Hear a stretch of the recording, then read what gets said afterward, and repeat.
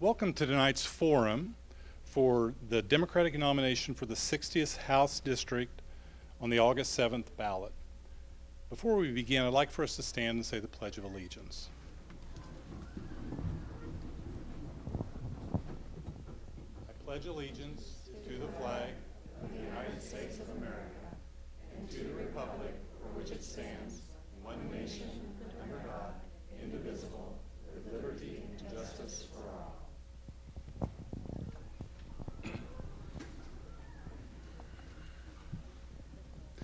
Tonight's forums are being sponsored by the Jefferson City News Tribune. I'm Gary Castor, the managing editor of the News Tribune, and I'll serve as moderator along with News Tribune city editor Rebecca Martin. First, we'd like to thank the folks at City Hall for hosting this forum, as well as JCTV staff members who are live streaming this forum for us on newstribune.com. Before we begin the forum, I'd ask, prior to tonight, the candidates have been advised the rules of the forum. Tonight's forum will include a series of opening statements, general questions for all the candidates, and then some closing statements. None of the candidates have received the questions prior to the forum. Each will be given 2 minutes to respond to the question, and we'll alternate the order by which the candidate will be questioned so that each will have the opportunity to answer a question first. We ask you in the audience to refrain from expressing your support or opposition to a particular candidate by applause or making noise during the forum, as well as refraining from using a flash if taking photographs. And now let me introduce the candidates. To the far left, Nicole Thompson of Jefferson City. She's an occupational safety and health specialist. Bryan Streebek of Eldon. He's the owner of a floor-laying business and a tax and accounting business. Molly Freebairn of Jefferson City. She's an energy and environmental scientist and executive director at Show Me Solar. Throughout the forum, we have questions here from the News Tribune staff, as well as we've accepted questions from our readers, and then some of you have also given us questions tonight to ask the candidates. Our goal is to ask as many of them as possible tonight. Those that we don't get asked tonight, we will be asking the candidates to respond so that we may publish those in the News Tribune in Sunday's paper, as well as subsequent days leading up to the election. The whole idea behind it is we want an informed electorate. You should know who you're voting for, and that's the idea of it. We appreciate the willingness of the candidates to respond to the questions and to just lay out what they believe and where they stand on these issues. So let's get started.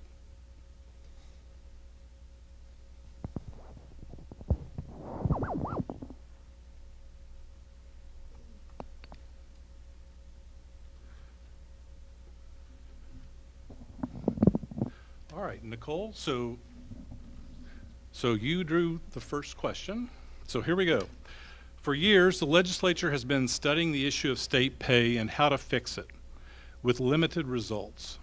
Do you believe state employee pay is an issue? And if so, how specifically would you try to fix it? Yes, thank you.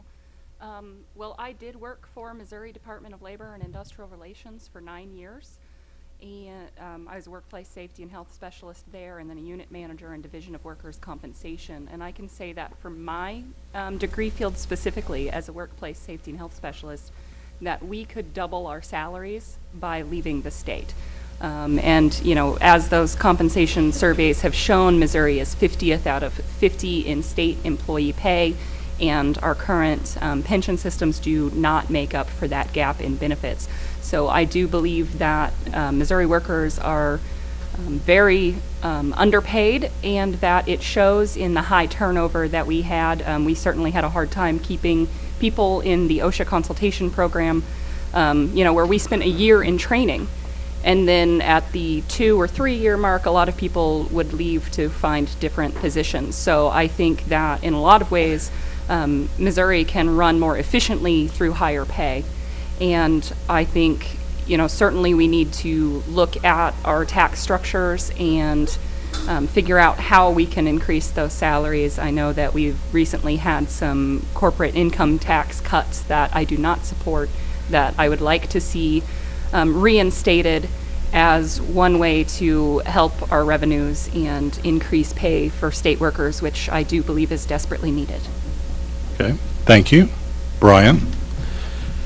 It's very obvious that state workers are underpaid just by looking at the number of job openings that there are with the state government. It's come to light that we are very short on corrections officers in our prisons. I've talked to several corrections officers that are, quite frankly, very scared for their lives right now because of I do believe it's about 700 jobs or job openings that they have right now.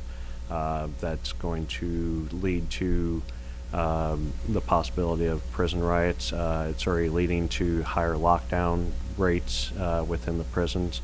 So we do need to be able to incentivize people wanting to work for the state again. It used to be the best job in town. Now it's the job that most people shy away from just because they can make so much more money out in the private sector.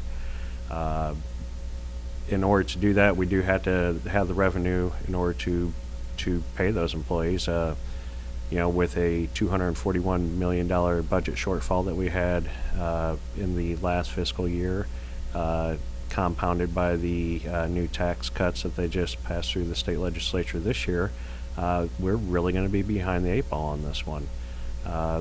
This next fiscal year, we're probably looking at more cuts than we are going to be adding pay.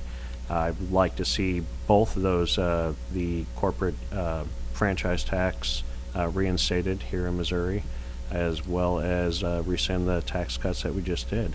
In addition, we have other possibilities for new revenue sources with the ability to tax online sales, as well as sports betting too.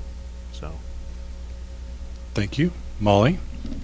Yeah, I'm not sure anyone said that Missouri state workers are 50th in salary. Now they're the lowest and have been for any number of years.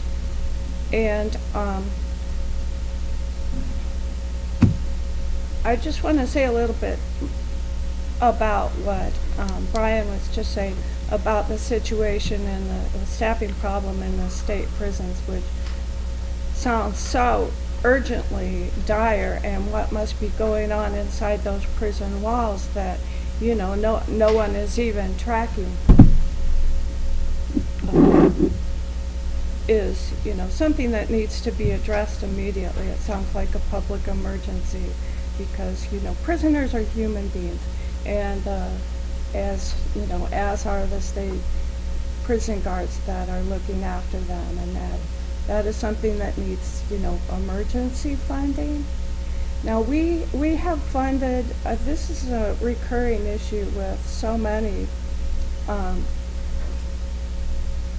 issues in Missouri that are underfunded, like our Keep going. Go ahead. oh, thank you. So many things in Missouri are underfunded right now because we keep cutting taxes, as we have been doing since the Hancock Amendment in 1980. They've just been steadily cutting down. Now we established this beautiful state government back in the previous century and before, and so we know how to do these things.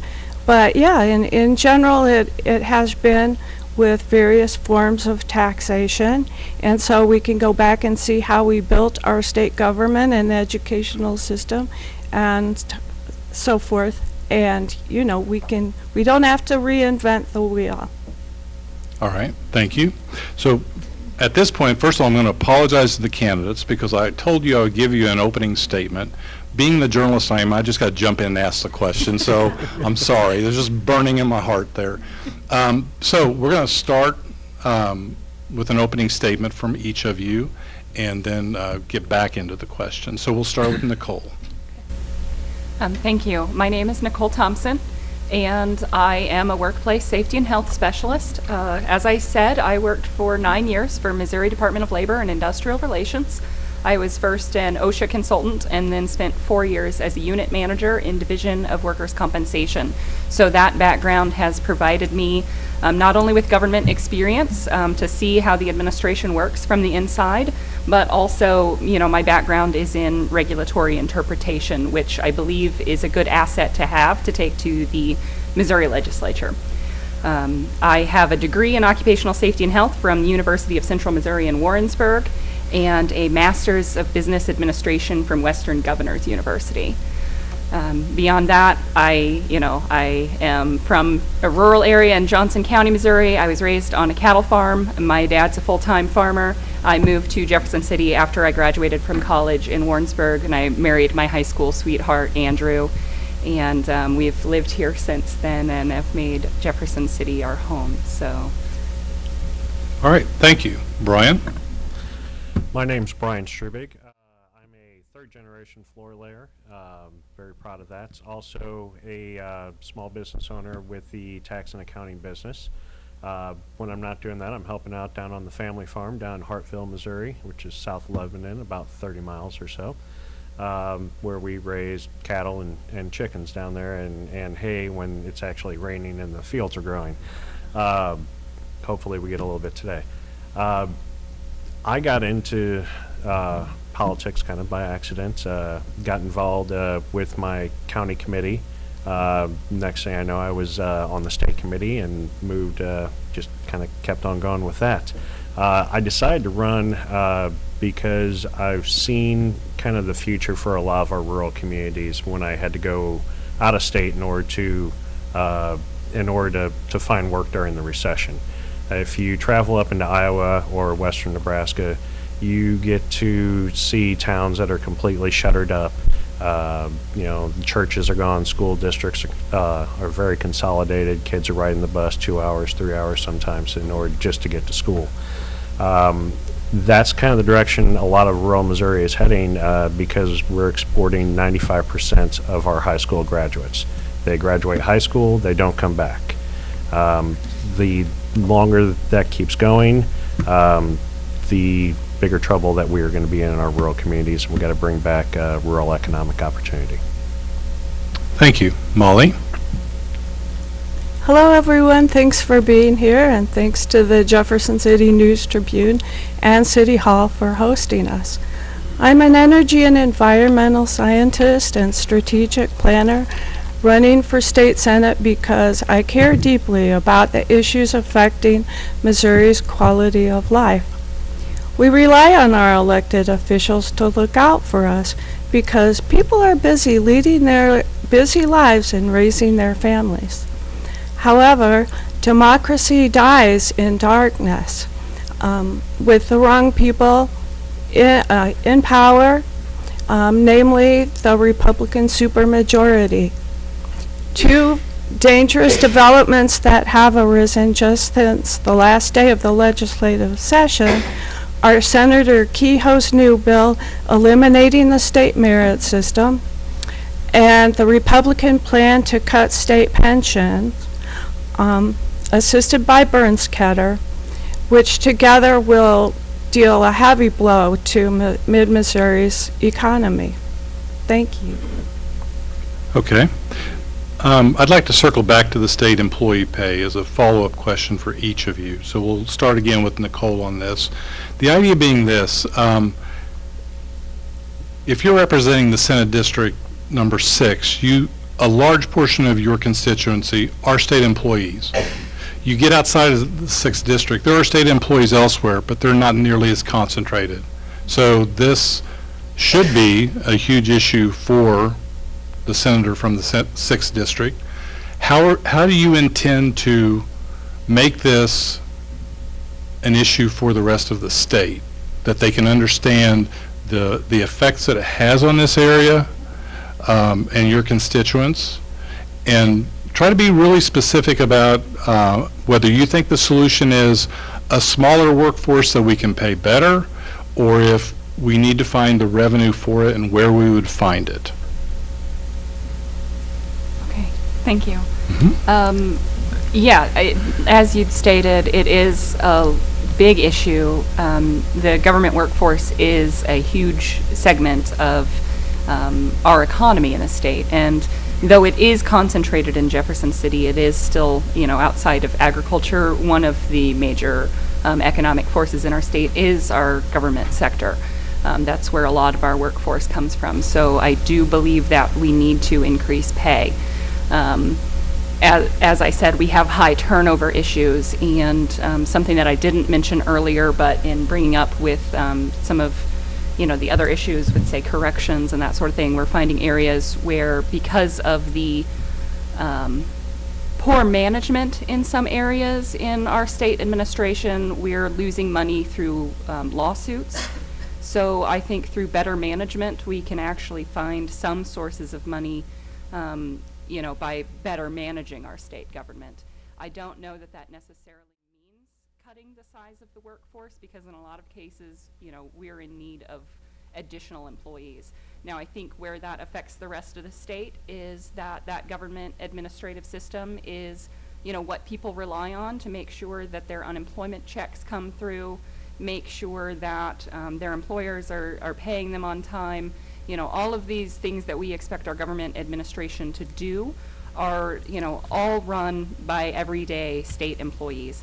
Now, we're already trying to improve efficiency in some areas, I know, through some additional computer systems, and there's a lot of cases where the computer systems that we use are ancient, and they need to be updated. And in some cases, we can reduce the size of our workforce through, improved efficiency in some of our systems, including our computer technology. But I do believe we're going to have to find revenue in order to increase state worker pay. Thank you. Bryan. In order to get more revenue coming in, because I think shrinking the size of our state government isn't necessarily a great idea right at this moment. There's a lot of people that need services that when they call up to a state office don't get an answer.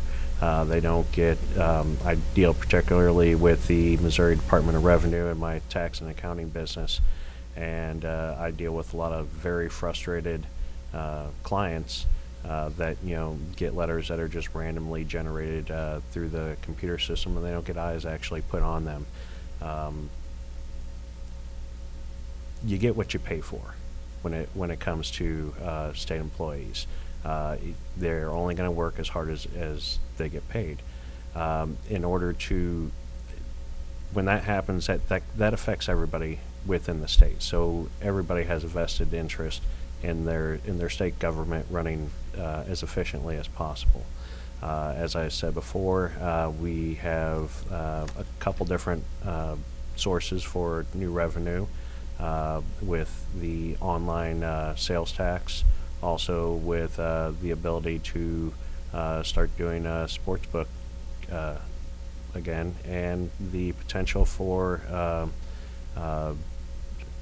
legalized recreational marijuana. I mean, that it's out there.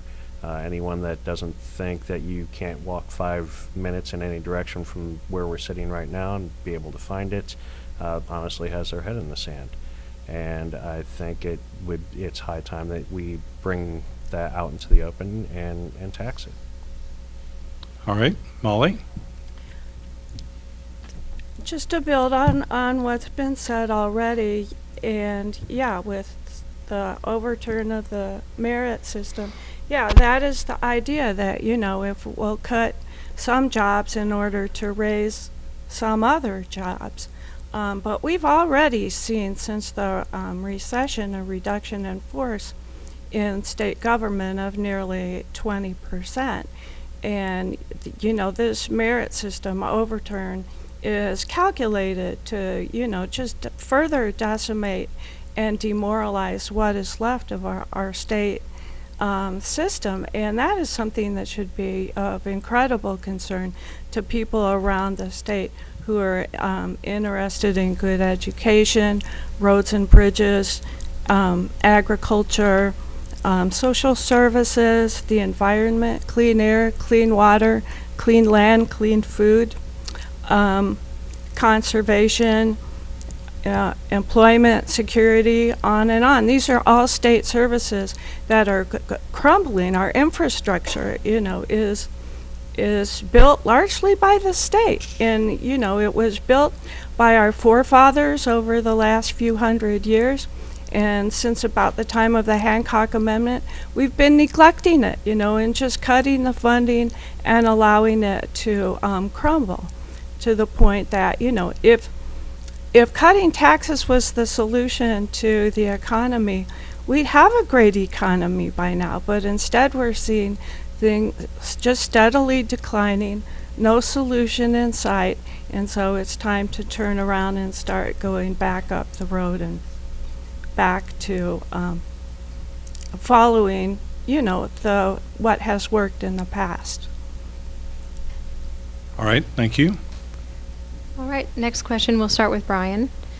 At least two of you have come out publicly against the recently passed tax cuts by the legislature. Do you support or oppose those tax cuts? Explain your answer. I do not support those tax cuts because when we're short on rent at our house, as the state government has been for the last couple of budget sessions, we don't go down to the bar and buy a round of drinks for everybody. And that's essentially what the state legislature just went out and did.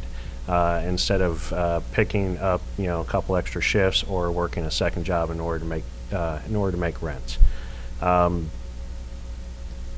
This is just putting us, like I said, further behind the eight ball.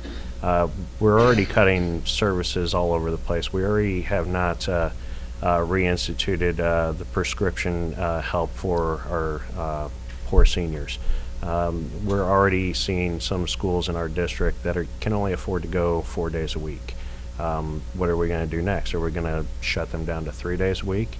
The children are our future, and if we're not willing to be able to fund that, what are we here for? Molly? I also do not support further tax cuts for all the reasons Bryan just gave. Plus, there are much larger tax cuts that have come into effect on the order of 25% tax reductions for the largest, for the business community, for the largest incomes in the state, and those would be the ones that I would look to restore, the lion's share of the lost funding, quickly, so that we can turn around this crumbling of our infrastructure and the decline across the state in so many facets of our society before, people, like the suffering of the elderly and the disabled who've had their benefits cut, and the many people who've been denied health insurance, and the towns who are the rural towns around Missouri who are seeing their jobs and their way of life just go away. So many of these things, are really at this point, they've been allowed to decline and say, well, we need to tighten our belts, or those people need to tighten their belts. Well, they don't have belts. They need to live within their means. They don't have means. So, and these problems, we've talked about studying them for years. We know what the problems are and we know what the solutions are, but we need to turn things around and make it happen. All right, Nicole?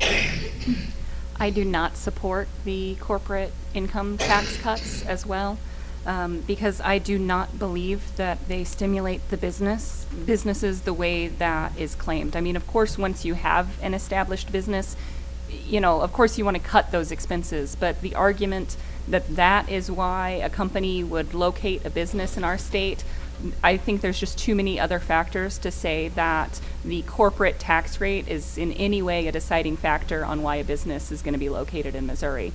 When we don't get something like the Amazon headquarters it's not because of our tax rates. It's because of our lack of infrastructure or our lack of a university-educated workforce that can work in those corporate centers, or a lack of a solid labor force to work in the distribution centers.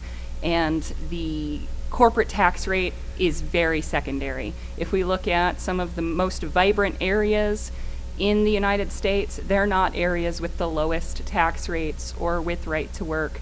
They can be more expensive places to live, but the thing is that they have jobs available to support those expenses. And I think in Missouri that we can establish that kind of vibrancy without leaving people behind.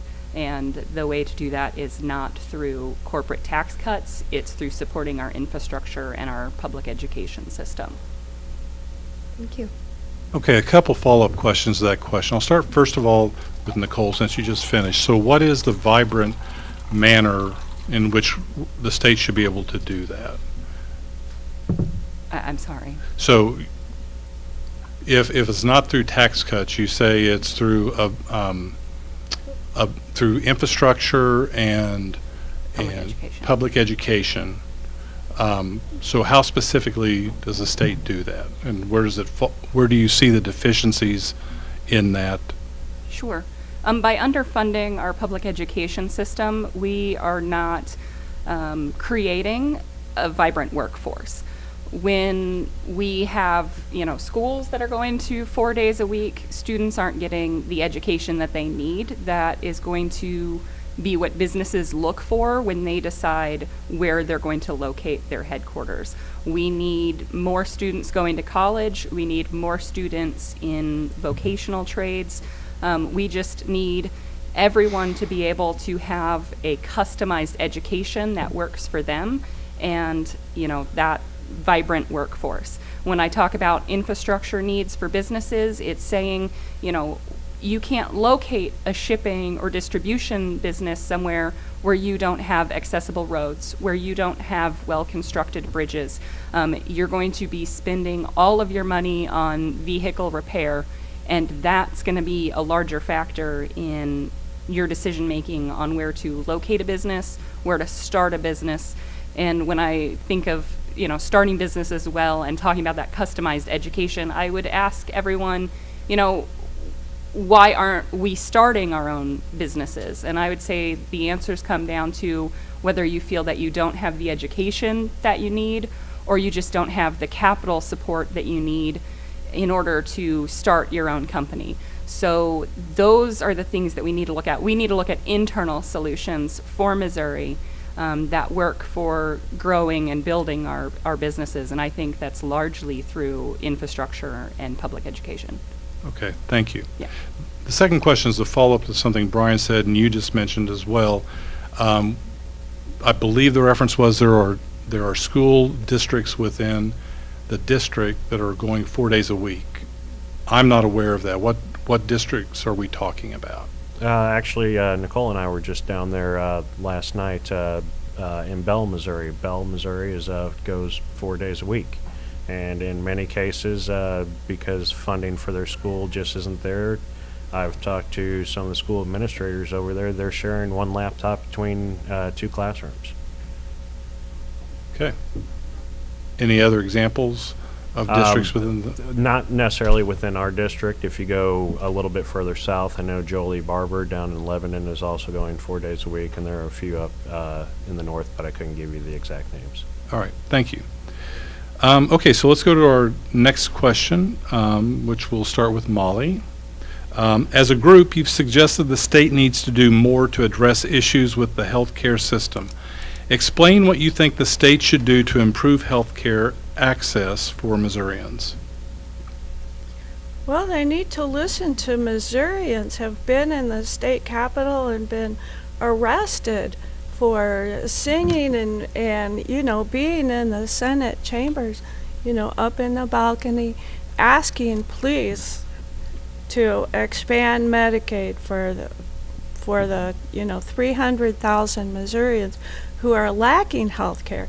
And not only have they just steadfastly refused to do that, but they've turned around and cut even more funding for even more people who are, you know, the most at risk and, you know, in the most desperate situations, the elderly, you know, people who are dying and are extremely ill and disabled, and, you know, the elderly.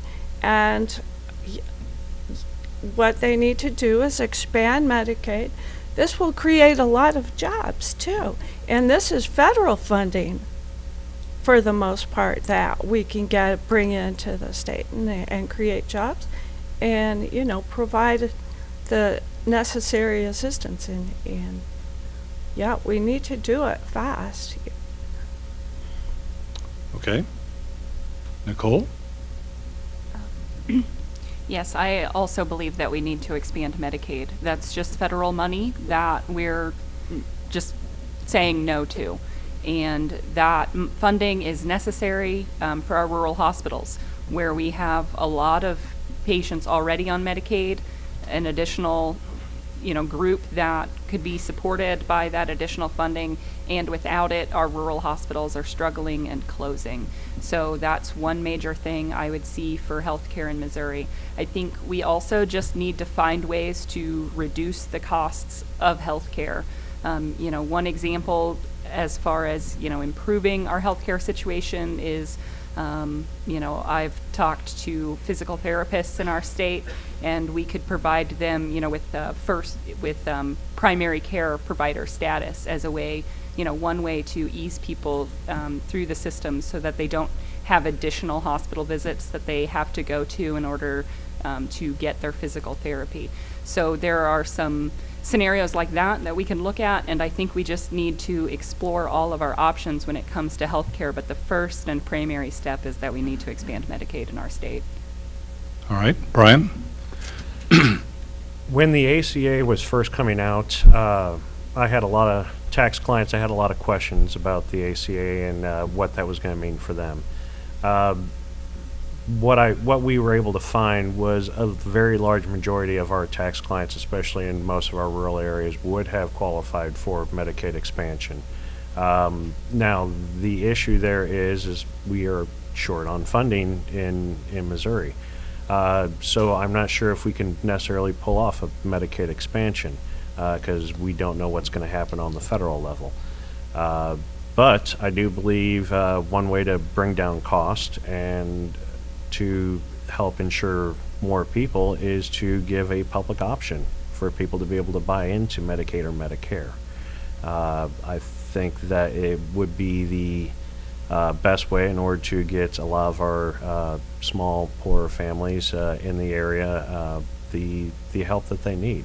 You just got to drive around. A lot of the houses I've knocked doors on that, you know, there's a lot of people that have a variety of medical problems, and they don't get them addressed because going to the doctor is just unaffordable.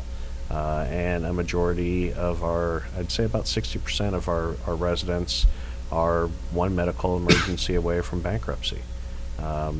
We had to do something to address that. Additionally, particularly in our rural areas, it's not just a matter of rural hospitals closing.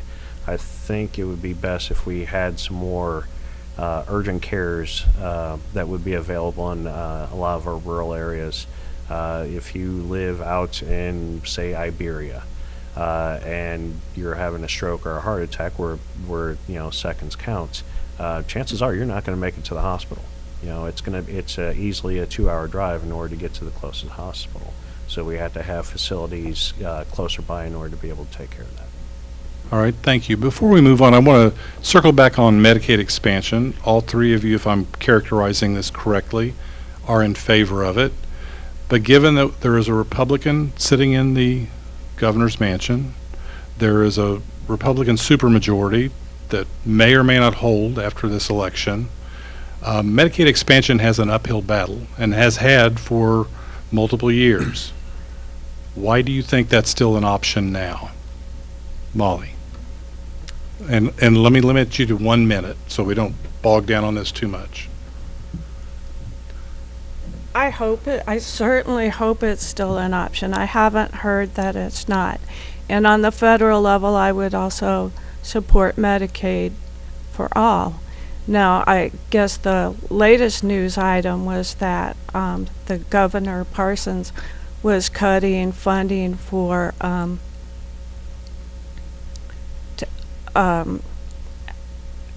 was it people in hospice? It was people that were in need of health care, you know, that whether it was, you know, the increasing numbers of people on the autistic spectrum or the elderly, people on hospice, cancer patients, I forget, but he, you know, he was called on the carpet and maybe hopefully is going to backtrack on cutting that kind of funding in the future, and hopefully, yeah, it's time for us to start, you know, getting the Republicans, if hopefully we can replace them, but otherwise change their mind before more suffering All right, thank you. is Nicole? taking place.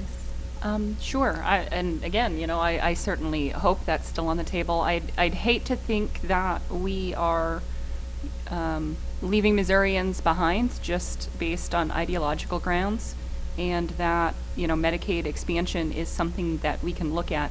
Although I am also willing to explore any and all other options that we can come up with to help get health care and health insurance, you know, affordable health care to every citizen in Missouri.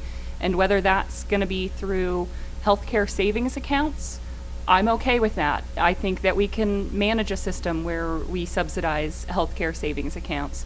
If it's a public option for Missouri, I'm comfortable with that as well. I think we just need to explore everything that we can and not just say no to our options, because we have to find solutions to this healthcare crisis that we're under. And I think that we have options, and we all have the same goal of providing affordable healthcare, so I just hope that we can get there. Thank you. Bryan? I think it's time that Republicans have to really ask themselves, you know, what's the difference between being fiscally conservative and then giving a bunch of tax breaks out? You can't necessarily have it both ways. You know, the thing I hear from a lot of Republicans is that, you know, they can't find qualified workers. They can't find, you know, people to fill jobs and everything. Part of that goes directly into having a healthy workforce. If people are healthier, then you'll have more people that can show up and work all 40 hours every single week. They'll be able to give you a better performance. If you're sick, you don't do as well at work. I think that the Republicans seriously need to look at that as an option in order to help build the workforce here in Missouri. Thank you. Our next question comes from a reader, Steve Bruce. During heightened awareness of the need for increased investments in school safety and child mental health supports, will you support legislative expansion of charter schools, voucher programs, or the creation of educational savings accounts that divert public funding from Missouri's public schools? Why or why not? And we'll start with Nicole. I do not support any program that would divert funding away from our public schools. And this goes back to what I was saying about our educated workforce and having a solid education system that works for every citizen in the state. I do not see how we can support two systems when we're having a problem just supporting the one. So I think anything that's going to divert money out of our public schools is ultimately to the detriment of our communities, who are largely supported by their public schools. So I would support additional funding into our public education system and our, you know, K-12 and university level education that we have in the state, and making sure that those are quality programs. Okay. Bryan? I do not support any money being diverted from public schools as well. Charter schools are not held to the same standards as our public schools are. It is a choice to send your kids to a private school or a charter school. You know, the public schools are suffering as it is due to budget cuts and transportation cuts. There's just no room to be able to give money out to private interest, which is exactly what voucher programs and charter schools are. Molly? The News Tribune did such a good job last Sunday of covering this issue from the standpoint of all the candidates that are running in mid-Missouri, and what I heard from a number of the Republicans was, well, you know, these poor communities that don't have the ability to pay more in local taxes are just going to have to tighten their belt and live within their means, you know. In other words, oh well. And, you know, I think we have to get people into state government who care in order to fix these issues. If our elected officials don't care about, you know, the health and the well-being of the people, you know, they certainly don't belong in state office, you know, because their job is to look out. Their number one job is to look out for the well-being of the people of Missouri. And they're not doing their job. So I mean, that is why we vote and we have the ability to replace them. And yeah, I really appreciate forums like this to let people know, because they're busy leading their busy lives and they truly don't know till it hits home, and then, you know, the damage is already done. Thank you. All right, our next question comes from a reader also. Stan Cowan asks, recently Governor Mike Parson invited a number of city mayors, including Carrie Turgeon of Jefferson City, to discuss ways the state can work with city governments to improve conditions for citizens. One of the concerns was raised by the mayors was a growing trend in the legislature to preempt local control to enact some ordinances, such as regulation of plastic bags or increasing the minimum wage. Would you support or oppose state legislation that preempts city councils and county commissions from enacting ordinances that these local governments deem to be beneficial for their communities? And again, we'll start with Bryan. Okay. I'm a firm believer in local control. You know, local control is the ultimate voice of the people, and the freedom to build your community the way that you want to see your community built. I do believe that the state seriously overstepped their bounds when they came in and stopped the city of St. Louis from raising the minimum wage, as well as Kansas City. State government had no business doing that. You know, the people spoke up, and that's exactly what they wanted. And instead, the state government decided to side with big business. And if your business model is supportive of paying people a low wage so that the taxpayers can essentially subsidize your profits, you have a failed business model. Thank you. Molly? I agree. Yeah, I'm from St. Louis originally. The cost of living there is quite a bit higher, and you know, there's no way people can live on anything, you know, like minimum wage. My mom was in a nursing home there, and that was very understaffed, and the caregivers were very underpaid, and the business model, the for-profit business model, I don't know if they couldn't afford to raise wages to staff the nursing home to provide the care that the residents needed. I mean, the meals were awful. People had to sit there, you know, for all day, you know, waiting to get the care to be taken to provide their needs. And yeah, I would agree that that's pretty much of a failed business model. And yeah, I hope that these types of businesses could afford to raise the minimum wage. They seem to be doing quite well in other respects. The ban the bag in Columbia, I was close to following that issue, and it was, because Columbia's a very progressive community here in mid-Missouri, and they want to lead the way in reducing the amount of toxic waste, or plastics that get out into the environment and do real harm to nature and wildlife. And they were shot down by one legislator's friend who didn't want to have to comply. Thank you. Nicole? I, excuse me. I am also a very firm believer in local control. I do not think it is the state government's place to preempt a local jurisdiction on the codes that they want to set for within their own boundaries.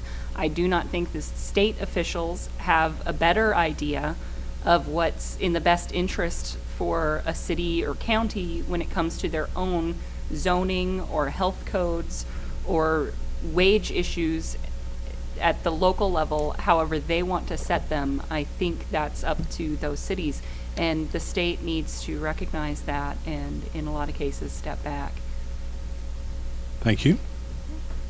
One more? Let's do another one. Okay. This next question, we've had multiple readers ask about gun legislation, and a few have requested that before we give you your 2 minutes to flesh out your answers, we'll do kind of a one-by-one yes or no to a few things on whether you would support them. So we will start with Molly, and on each of those things, I'll go through all three of you, let you do your yes or no, and then you'll have 2 minutes. So first, Molly, are you in favor of expanding background checks on all gun sales, for example, closing what some would call the gun show loophole? Yes, I believe 90% of Americans are as well. Okay. Nicole, yes or no? Yes. Bryan? Yes. Okay. Again, starting with Molly, are you in favor of increasing the minimum age for gun purchase?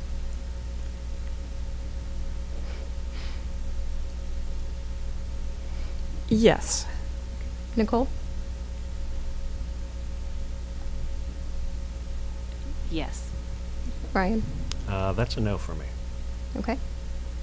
Molly, are you in favor of bump stocks and high-capacity magazines? No. Okay. Nicole? No. And Bryan? I don't think it's a simple yes or no question. I was taught to shoot by my great uncle, who was an Army sniper, and he taught me that, make every bullet count. When you have a bump stock, it decreases your accuracy. But there's a lot of them that are out there, and you can't get them all off the market. So, you can't really fix that problem. Okay. And semi-automatic and automatic weapons. Molly, yes or no? Oh, okay, no, that's what I was thinking. I'm not a real gun person, but yeah, I'm not in favor of military, high-powered weaponry being on our city streets. Okay. Nicole? Can you clarify the question? Yeah, are you in favor of semi-automatic and automatic weapons being allowed? Okay, allowed? Yes. And Bryan? Well, I'm in favor of semi-automatic weapons being allowed. Fully automatic weapons are banned by the federal government, so it's kind of a non-issue. Okay. And last one, arming educators. Molly?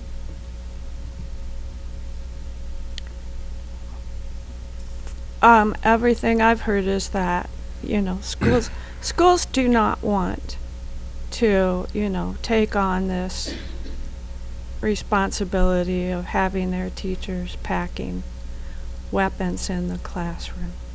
Nicole? No. And Bryan? I don't think it's a great idea, but at the same time, I do believe in local control. And in some of our rural communities where the response time is up to 1 hour and 45 minutes before the police can get there, I think that's up to the local school board. Okay. So we didn't stick strictly to the yes or no, but we still will give everyone a chance to flesh out their answers on all of those, starting with Molly. Well, I mentioned I'm from St. Louis, and yeah, that is a different situation than what completely different perspective than what Bryan is talking about, and I would certainly respect the position of the people in the rural areas, because they're not the ones out, you know, doing these mass shootings anywhere that I know of.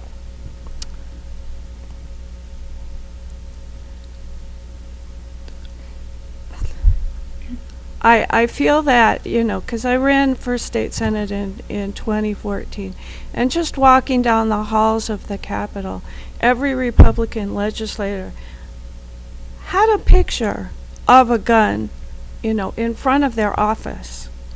That, you know, that I mean, that they have really pushed and really sought to flood our society with firearms. And I think that's very dangerous. And, you know, and we see certainly in the cities that the, you know, the increase in homicides and violence, and, you know, to the point that, you know, our cities, our senators that are based in the urban areas are crying for assistance from the government to address these serious issues of violence. Nicole? Yes, as a workplace safety and health professional, I have worked with businesses to help them develop their workplace violence programs to prevent, you know, assaults within their workplaces. It's a thing in workplace safety that we say all accidents are preventable. And when we say that, we're saying that injuries at work are preventable, that you can go to work and then go home in the same condition that you arrived. And I think that it's time that we treated the gun violence issue in the general public in the same manner that we do when it comes to the workplace. I think that we can treat it as a public health issue and that we can find solutions. You know, that's my risk management perspective coming through is, you know, when I say that we don't need more guns in schools, you know, I don't believe we should be arming teachers. That's not to say that we shouldn't have, you know, trained security personnel in some of our rural schools.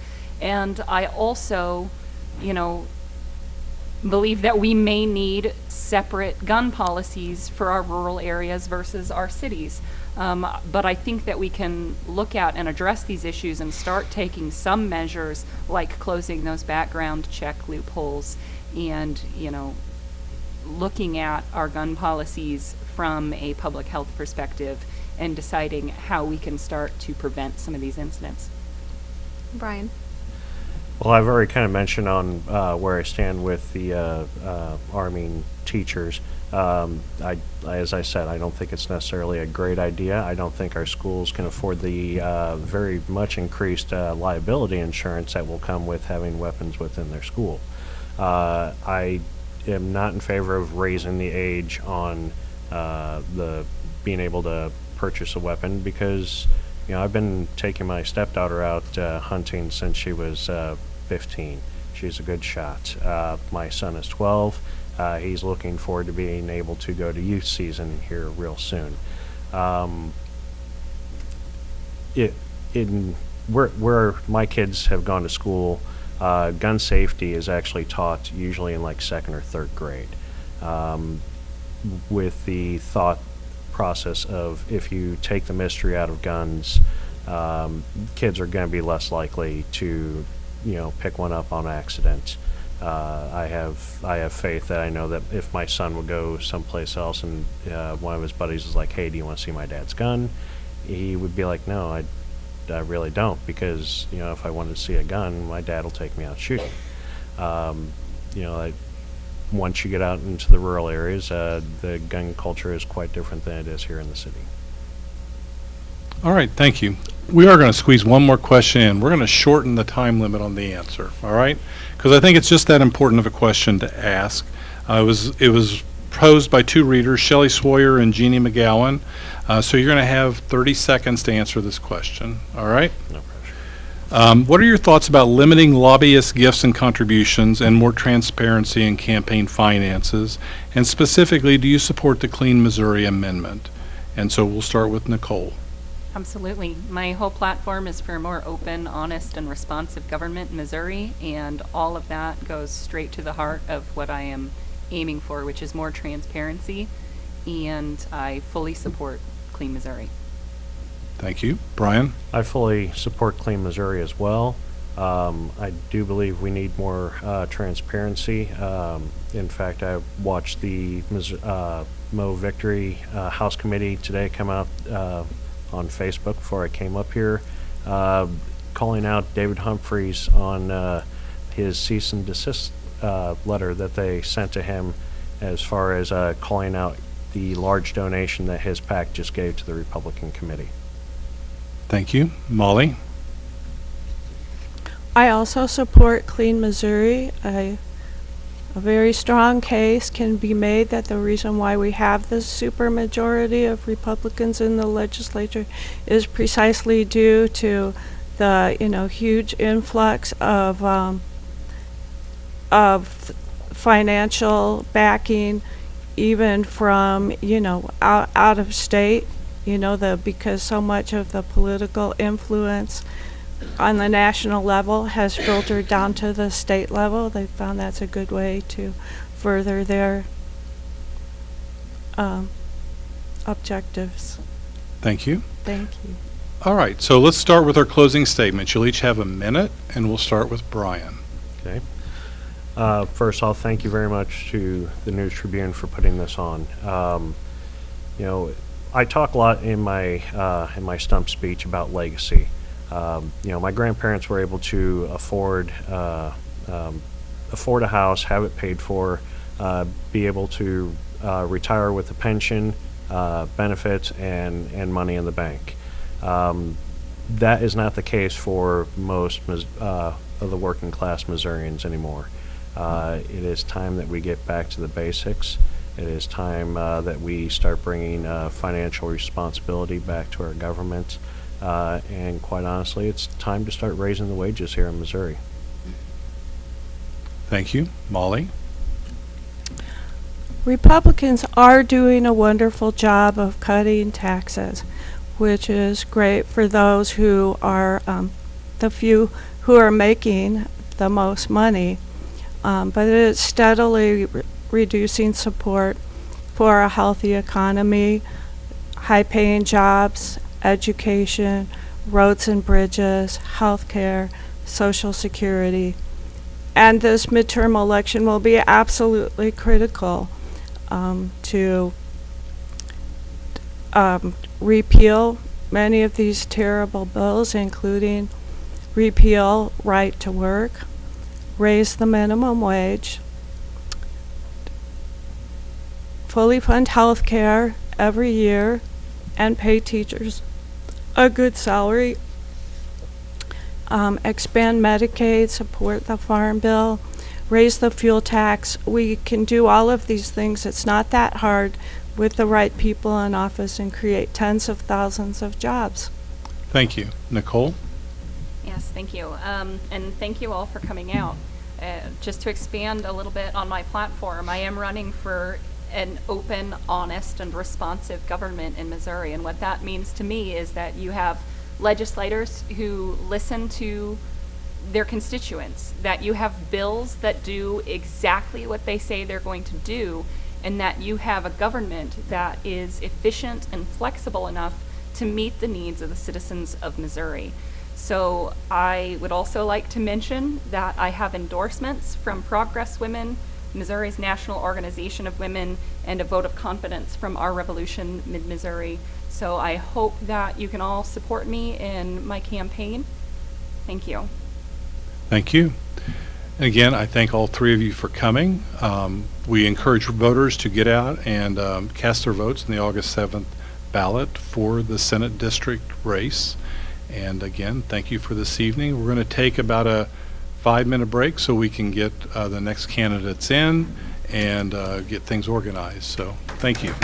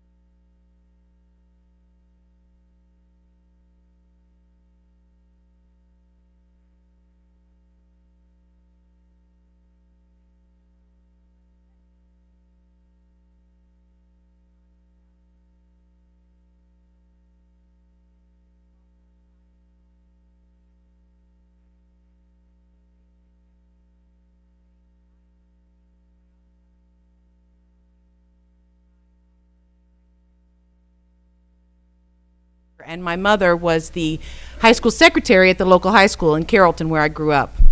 And I am running because I believe that the government has lost track of where its focus is supposed to be, which is on the people.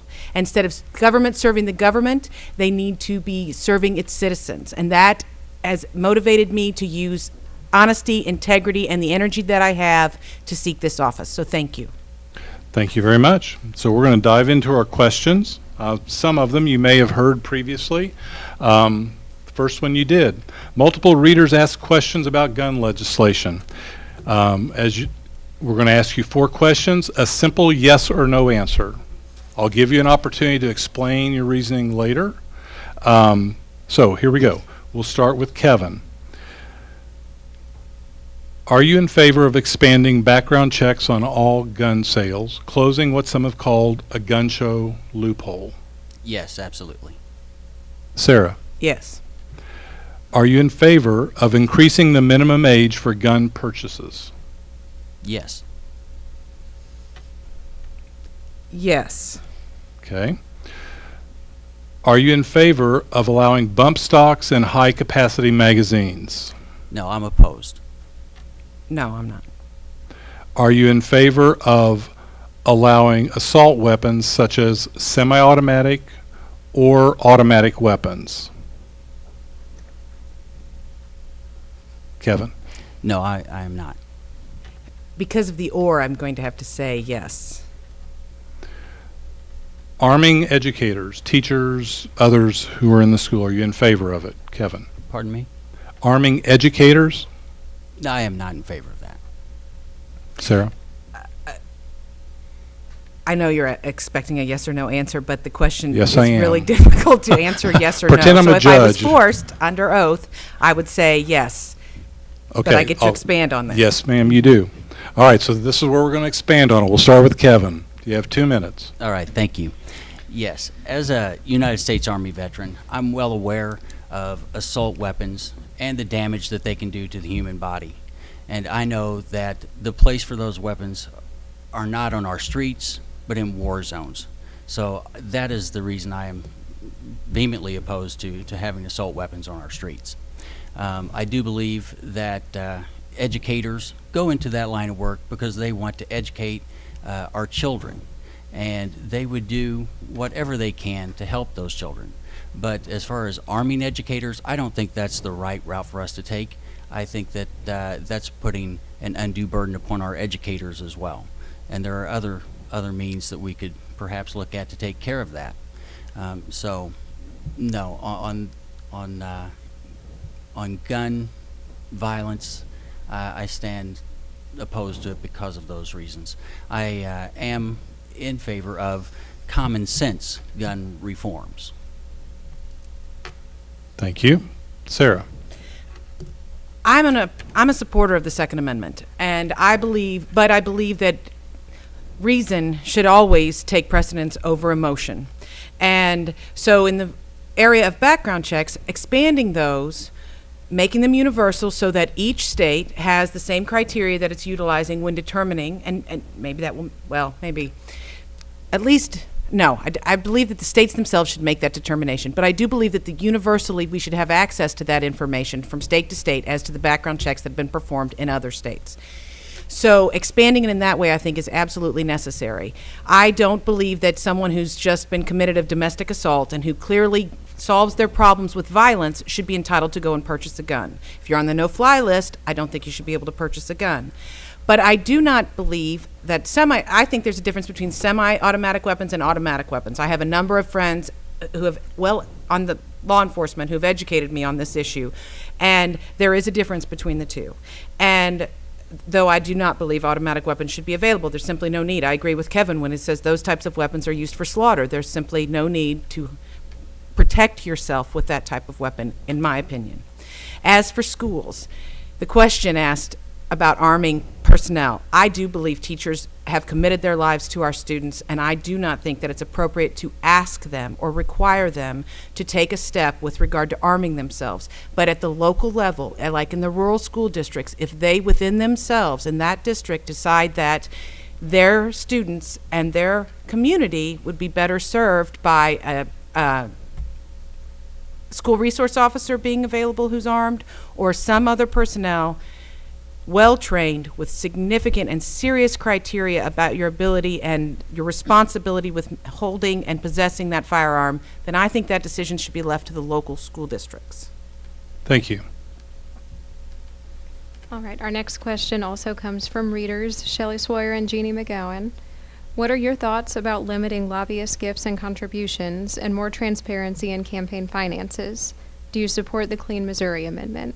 I'll start with Sarah. Okay. Well, the easy answer to that is yes, I support the Clean Missouri Amendment. I also support limiting lobbyist gifts and the items that the legislature receives from them. The most important thing, though, in my opinion, because the lobbying aspect of this has been well addressed for many years, is the issue of dark money and the transparency associated with campaign contributions. The Supreme Court holding that dark money can be given, does not have to be accounted for, allows access to those serving the people who they're supposed to be serving. It's undue access, and it's simply just too much. And so yes, I support Clean Missouri, and I believe that there should be transparency. It seems unreasonable to me that an individual out here is limited in the amount that they can give me and must account for the same as far as telling me whether or not they have a contract with the state of Missouri and how much they can give per election. But a PAC or dark money is basically unlimited and unaccountable, and that is, in my opinion, is what has led to significant problems that our government here in the state of Missouri is facing today. Kevin? Thank you for the question. I am absolutely in favor of Clean Missouri. And one of the reasons that I got into politics was because I wanted ethics reform. I was tired of seeing what was going on up here in our state capitol, and I heard back in 2016 that that was going to be a primary focus in our House of Representatives. And what I saw was the opposite of that. So I am in favor of Clean Missouri, and I feel that influence should not come from lobbyists. Influence should come from your constituents, the people that you are sent there to represent. That is the influencing factor in what I'll be basing my decisions upon. And the fact that this has gone on for so long, with dark money being introduced through the Supreme Court allowing that in Citizens United, we've seen what it's done firsthand to our state when dark money comes into our state. And I, for one, want to make sure that ethics reform is actually dealt with in the House of Representatives here in Missouri. So yes, I am in favor of the Clean Missouri initiative. Thank you. So our next question comes from an audience member, Eliza Miller. A combination of events, data, and the passage of SB 43 led the NAACP to issue a travel advisory for Missouri. If elected, how do you plan on addressing this issue and making Missouri a safe place for all, especially people of color? Kevin. Yes, absolutely. We have to walk back that legislation. That basically allowed discrimination in our state. And it was appalling when that came about. And I understand why Mr. Chappell put that message out through the NAACP. And I think that what we have to do is we have to go back and we have to make sure that this is not the law in Missouri, because this is what people hear. That, for example, went out to several states and across the nation. And that's what people were seeing when they looked at and heard of Missouri. But that's not Missouri. That can't be what we are. We can't go back to things such as that. We can't allow discrimination in our workplaces and against our people in Missouri. So we have to back that up. Thank you. Sarah? Well, the first step that I would take is actually have a conversation with the NAACP with regard to the travel advisory. No one from the Missouri government, after that travel advisory was issued, even reached out to the NAACP or Mr. Chappell to discuss the same. It was more like, yeah, you know, which is a terrible reflection on us as a state, because we aren't that. We're a diverse group of people. We want the idea is that everyone has an opportunity. Everyone should be treated the same. That is truly what should be making Missouri great. So yes, we have to walk back SB 43. We cannot allow what can only be seen as the endorsement of discrimination to become state policy. It's more than offensive. To not even be willing to open up the lines of communication and even ask the people that had issued the travel advisory, what can we do different? What has made you feel this way?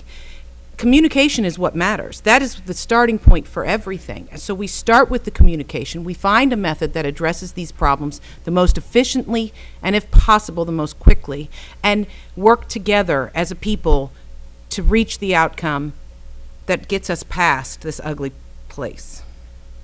Thank you. All right.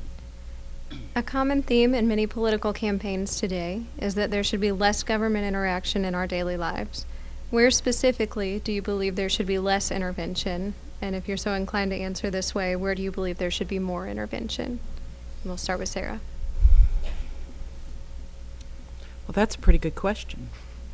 I work with people every day who, in one way or another, are touched in some way by some sort of rule, regulation, or law. Whether it's as simple as dealing with a municipal violation or applying for state aid. Other areas where I think the government is too involved is probably in our personal lives. I don't think that I should be told who my friends should be, and I don't think I should be told who my friends can't be. That is beyond and above what the government should at all be involved in. Where do I think the government should be more involved? I think the government should stop trying to step out of, well, let me start this again. I think the government should stop trying to curry favor with corporations that aren't coming to Missouri for tax purposes and start serving its citizens, whether that is through aggressive efforts to improve the infrastructure, not only just roads and bridges, but also the broadband abilities and stretching it out into the rural areas so that those areas can thrive, or dealing with addressing the issues within our education system. That's where the government should actually become more involved instead of less involved. And I would ask the government become less focused on the cronyism that has become rampant in the General Assembly. And a quick follow-up, I'm interested if you could be more specific with your first example of too much involvement in personal lives. Well, it's not that, don't misunderstand, it's not that I think that there are rules or regulations out there that tell me who I can or cannot be friends with. Obviously, I don't believe that. But so often, the social issues, or what stereotypically called the social issues, drive policy approaches. I served in college many, many years ago. I interned at the state capitol and saw what people with real problems and real issues come up and ask for assistance from their legislature. The social issues have become such a focus that we're missing, there's more to it than just the social issues. And if I could just add something, because I work in the area of family law, and I know this is very focused area, but one thing that I think the government is way too involved in is trying to tell us, and this is an example about who my friends can be and who my friends can't be, how to litigate or resolve a situation where two parents can't be in the same household anymore. Every guy who's had a problem, guy or gal, who's had a problem in their marriage goes and talks to somebody, and they've gotten burned in some way. So they go to their legislator, who then wants to fix it through legislation. Every fact, circumstance is absolutely independent of each other, and there has to be discretion left within the judges to make that determination based on the facts and circumstances that are presented to them. This is one way that I see and experience every day, where the legislature thinks they can take one paintbrush and paint a color over every fact circumstance that presents it in any circumstance where there's children involved, and that is just absolutely not true and not effective and not problem solving. Thank you. Kevin, would you like to hear the question again? Please. A common theme in many political campaigns today is that there should be less government interaction in our daily lives. Where specifically do you believe there should be less intervention, and where do you believe there should be more? Well, I would, as a small business owner, I would like to say that I believe in jobs and I believe in small business. And if we could make it an environment rich for small business owners with less intrusive impact on that side of the government, I would be in favor of that. And as far as where could more government help come into play, Medicaid expansion. They could definitely step up there. We are leaving federal dollars on the table. We're leaving Missourians unattended to, and that's where I see, as far as yes and no on less and more from our government. Thank you. Thank you. All right, Kevin, next question will go to you. For years, the legislature has been studying the issue of state employee pay and how to fix it, with limited results. One of our audience members asked the question specifically, what are your plans for state employee salary raises? And thank you again for that question. And yes, I have heard part of that earlier. 50 out of 50 is terrible. We're a better state than that. We're a better people than that. And we know that in order to hire and keep employees, you have to pay them a decent wage. Missouri's not doing that right now, so we need to do better. We have looked at this problem over and over, and every time it comes back the same. About 13% is where we would have to get up to if we're to meet with our neighbors as far as state pay. And that's that's just terrible that have fallen that far behind. And I'd like to see some of the misguided tax policy. We have invested heavily in tax cuts with Missouri. Our legislature has invested there. I would have rather seen us invest in our employees, but that has not been the case. So I would look definitely at trying to, and it's difficult. The Hancock Amendment, probably most people are familiar with that, kind of cuts what we can do in the legislature as far as what's been done with tax cuts. But I would look at revisiting some of those tax cuts in order to pay our state employees wages. Sarah? It starts with, obviously, we can only pay what the budget can afford. But that takes us at least 2 or 3 steps back to deal with the issue of how do we fund the budget and how do we fund the general revenue. And the corporate tax, and to be clear, it's the corporate tax breaks that have had the most negative impact on our budget and our general revenue. If Governor Parsons signs the newest bill, then we can be proud of ourselves that we will be second in the nation for the lowest corporate tax rate. And I understand that the argument is that with lower corporate taxes means you're enticing businesses to come here. But if that were true, since we're in the top 10 before we even put this bill into law, why aren't we in the top 10 of corporate locations in the nation? We are not. So that is a misguided approach to how to entice business. And again, gets back to feeding the hand that is, with the dark money and the big business over little man, over the little people. I want to see the little people survive. So as to the state employees specifically, we have to first start with addressing the issues, which is the budget and the general revenue fund. Then we have to, and Kevin or I will be sitting up there trying to convince the other legislatures who don't have a state employee base as large in their districts as we do as to why it's important. And it's important because the entire state is serviced by the people that work here in Jefferson City. Every constituency is touched in some way by the quality of employees that we have right here in Jefferson City. So if we get them on board with just simple logic and reason, because it seems to make sense, then the next step is to how to fund it. And we will have to fund it. And I agree, a significant raise is necessary. It'd be nice for Missouri to be in the positive press nationwide once in a while instead of the negative. And to be 15th in the nation in this issue is simply cannot stand. Okay, so I'm going to circle back on this because you touched on the premise of the question I had in the previous forum, in which you have a sitting Republican governor, you have a supermajority in the legislature of the Republican Party, both which are strong proponents of the tax cuts.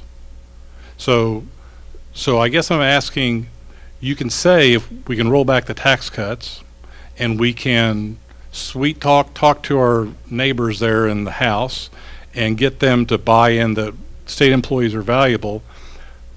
I guess my question is, 1, do you really think that's going to fly? And 2, what's the backup plan? Because for upwards of a decade, there has been this posturing that when the economy improves, state employees will be compensated better. We don't want to be 50th. So what's the backup plan? Kevin? Well, I agree. We should have probably more Democrats there so we could get this done.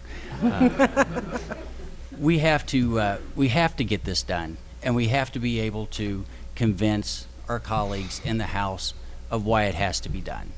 I think that with proper motivation, we can come up with a plan to pay our state employees a wage that's livable. And if you present that appropriately, I believe that common sense should win out in that arena. I believe that we need to make sure that we're trying everything we can. We can't just say, well, we're not going to work at all with somebody. All right? I believe that we have to at least try, and that would be my plan. We have to try. And I have spoken with other legislators who are currently in the House and already telling them about the importance of why we need employee raises. Thank you. Sarah? I agree. It seems like an uphill battle. And one of the things that I've struggled with my entire adult life is I have difficulty with people who can't see the logic in things. I don't always necessarily have the best ideas, but a lot of the time I do. And so I'm struggling with this idea of, well, how can you not see the logic behind this? That improving our state wages means, in turn, enticing and drawing in quality personnel. If you have complaints about an agency and the job that it's doing because of the personnel contained within, then you fix it by fixing the personnel. You get better personnel by paying them more money. People don't come, and working for the state of Missouri when I first moved to Jeff was a real pride. I mean, it was a sense of pride that you were serving your state and that you were supporting your family while doing it. It's not that like it was anymore. So as far as a backup plan, because let's be honest, we can't be overly naive on how convincing we're going to be. There was some mention and question with regard to lowering the workforce, and I just don't. That has already happened. Missouri Department of Transportation has let go of a number of employees. It hasn't made a change in what they've received as far as compensation, and it's negatively affected the people of Missouri. The Department of Corrections is struggling. It's negatively affecting the Department of Corrections directly and the people of Missouri because of the dangers that those corrections officers face, which lead to compensation for the injuries and the difficulties that they face. So lowering the workforce is not the best option either. The backup, to create a backup plan without additional information with regard to what the options are would be difficult. But I'm going to try as hard as I can to make people just see reason. Thank you. All right. And starting again with Sarah, what are the biggest obstacles to job creation, both in the 60th District and Mid-Missouri area, as well as across the state, and what would you do about it? The biggest obstacles, in my opinion, to job creation are simply the nature of what's available to start the job. That sounds silly, but simple. But the reality is, the infrastructure itself is one of the obstacles. Okay, so we've complained and we've heard from many about the difficulties and the disrepair of our bridges and roads, but the broadband access to rural areas would be of huge enticement to business creation. You could start a small business in the middle of nowhere, serving a need, delivering a product, employing individuals, if you had access to high-tech communications and broadband, which is something that the Missouri co-ops are working on, but not with much assistance from the state government. That, I think, is a big impediment to job creation. A living wage within the 60th District specifically, and the support of your government, because we're a company town. Jefferson City is a company town. Our biggest company is the state of Missouri. So my district's biggest company is the state of Missouri and its employees. And there has to be some acknowledgement of that, whether it is paying those wages so that people are enticed to come to Jefferson City, which then leads to revenue stream within the city of Jefferson and within the 60th District that feeds additional small business.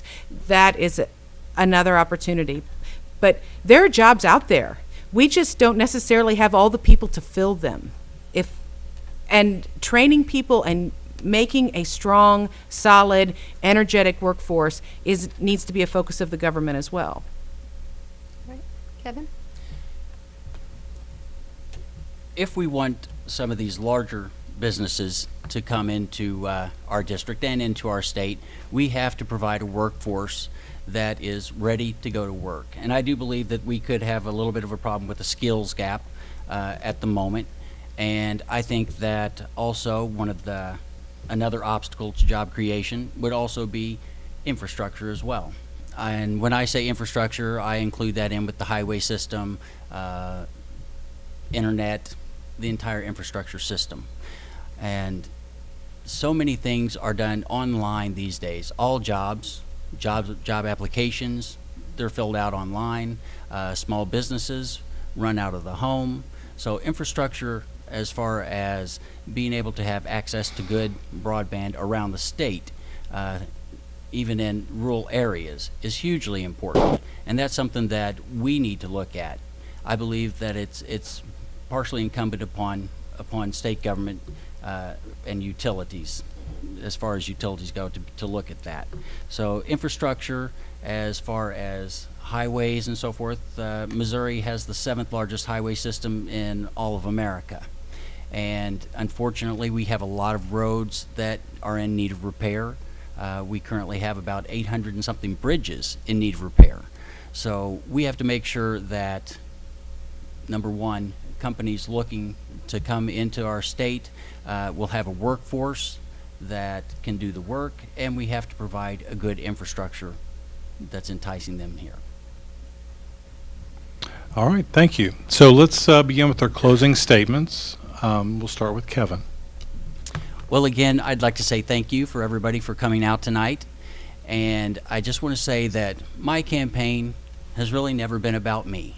It's been about you, because I work for the people of Jefferson City. That's what I'm working to do. I want to make sure that when I go to the House of Representatives here in Jefferson City, that you know that I am accountable to you. I'm asking for your vote on November 7th. And again, I thank you for coming out, and I thank the News Tribune. Thank you. Sarah. I'd also like to thank everybody. It's gotten warmer in here considerably since we started our panel, so I can appreciate your patience. I am committed and passionate about people. One of the questions that the News Tribune asked me when we did the initial government is, what are you passionate about? And the first and most obvious answer is my children, because I really do like them most of the time.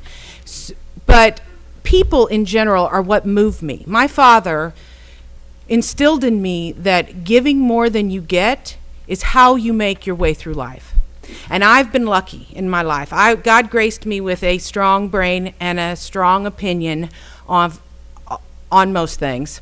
And I've utilized that to do good, I hope, and make people's lives better. I know that what we need in state government is people who actually care about what happens to you and not look at it as a step up or a step to some other better, lucrative, more fiscally beneficial position. And I believe that I can be the one that takes your voice to the government and makes something happen, or actually prevents something bad from happening if possible. Thank you. All right.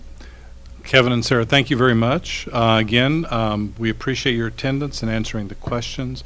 And we're going to take a short break, and then we'll begin again with the Republican candidates for the 60th District. Thank you.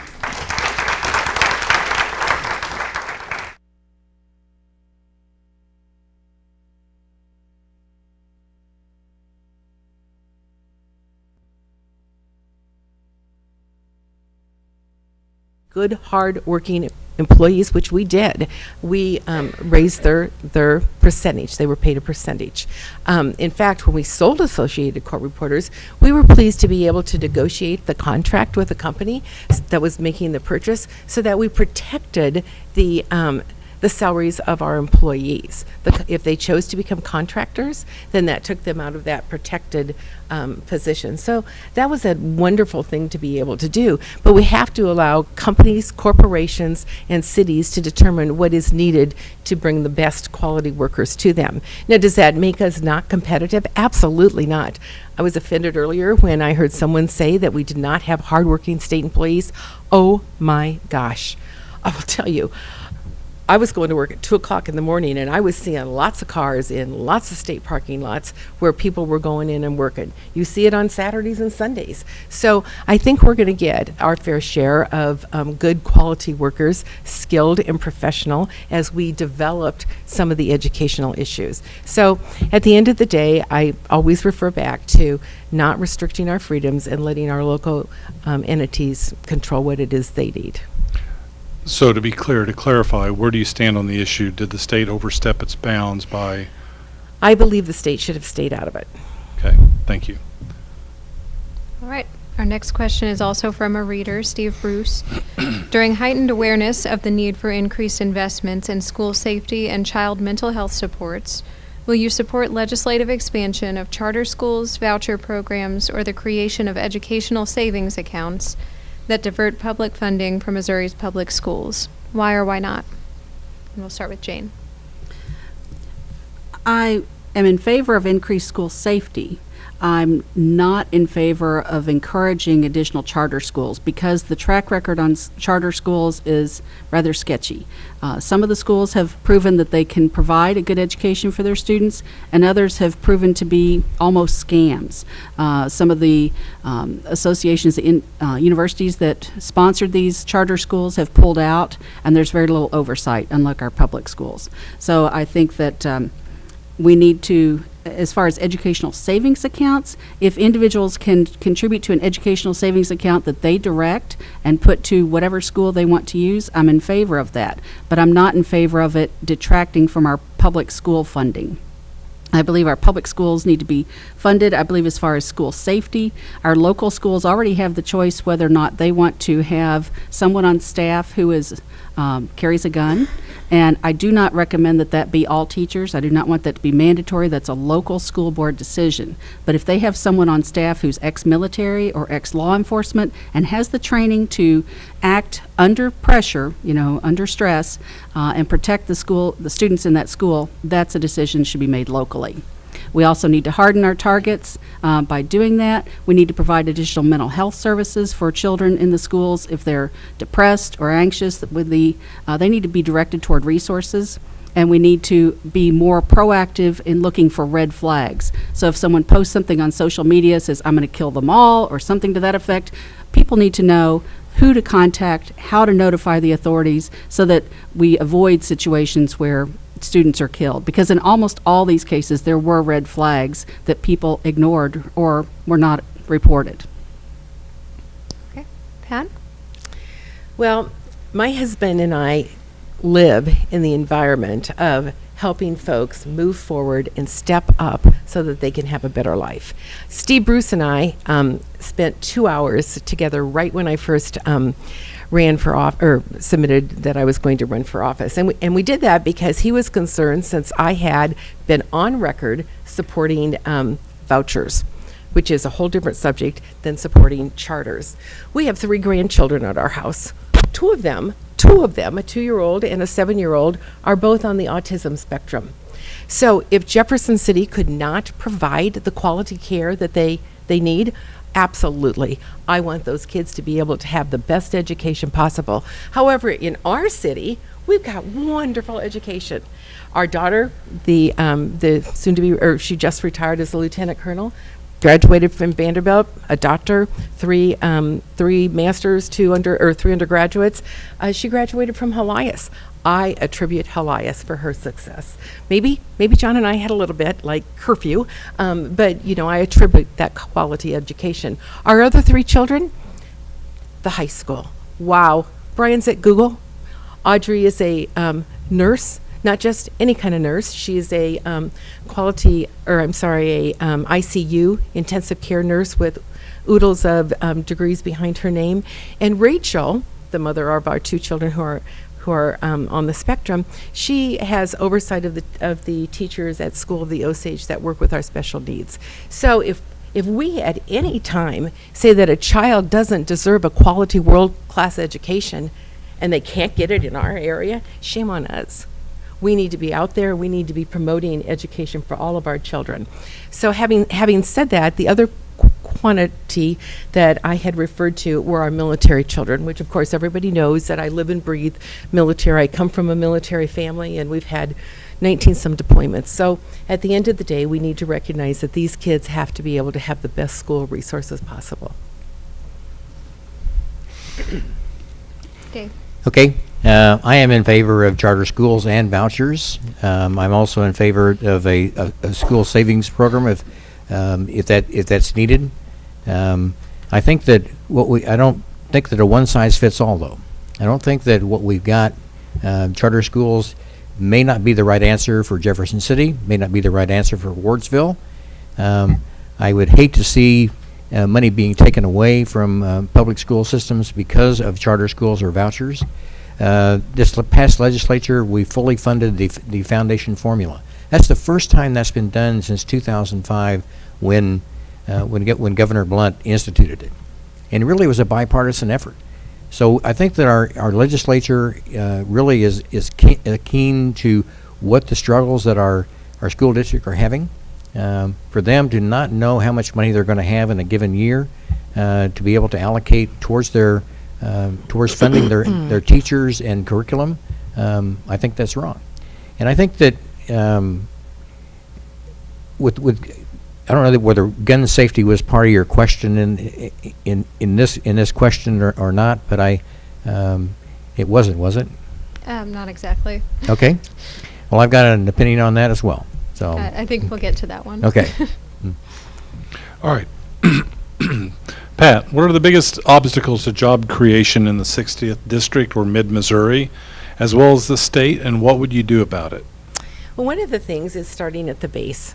I've spent a lot of time talking to both folks that are in the construction industry, folks at, for instance, at Midwest Block, to folks at Mills Cafe, to the guys and gals that run our hospitals. And they all have the same problem. They can't get enough qualified folks.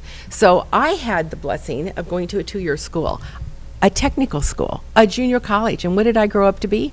I grew up to be a court reporter. So I spent some 20 plus years as a court reporter that then built a business that was in 3 cities, as I said earlier. So I don't think insisting that our children get a 4-year education is the absolute end all to everything that is needed to be done.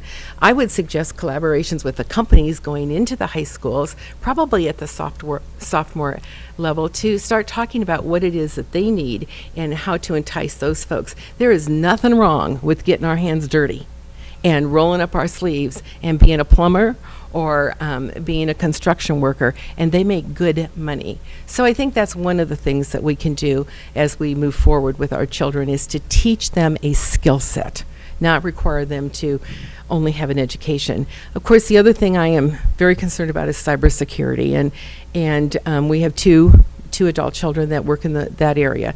So I think that we need to increase the ability for all of our children across the state to have access to computers. You know, we heard earlier there were some issues in some of the rural communities. And I think that's an opportunity that we have to create another avenue stream for workers to be able to stay in their communities. We have a great community-based business here, Huber. And golly, I know one gentleman who left a job and is making not $100,000, but a very good living. Thank you. Thank you. Dave? Well, I think that one thing I think that we've all echoed throughout this is that not every child is meant to go to college. And my focus will be, if elected, will be in focusing on K through 12, really in giving our children a solid foundation to begin with. I know that when I first got sent to college back after I graduated from high school, that was the wrong place for me to go. It did give me high marks with the draft board at that time, but that was a blessing in disguise as well. But one of the things that the businesses look at when they're looking at coming into a state and bringing industry into a state, there are a number of boxes that they want to check off. And one of those boxes that they want to check off is, do you have a skilled workforce?